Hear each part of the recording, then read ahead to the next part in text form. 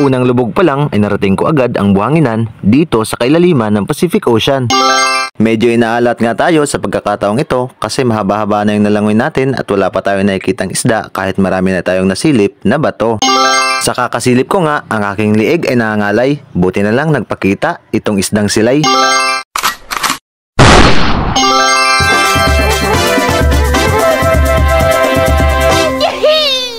Continue lang tayo sa pagsisid kahit ang tubig ay malamig.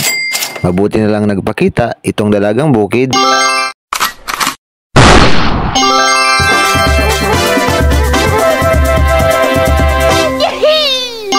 Akala ko nga'y secure na pero nakapunit pa ang ating huli.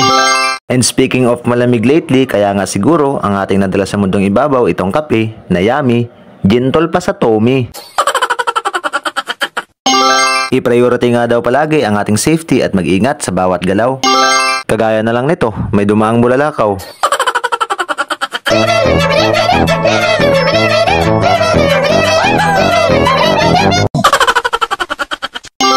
Kidding aside mga choy, mag-iingat tayo sa ganitong nilalang. Ang tawag pala sa ganito ay salabay at dito sa amin marami ng cases na binawian ng buhay.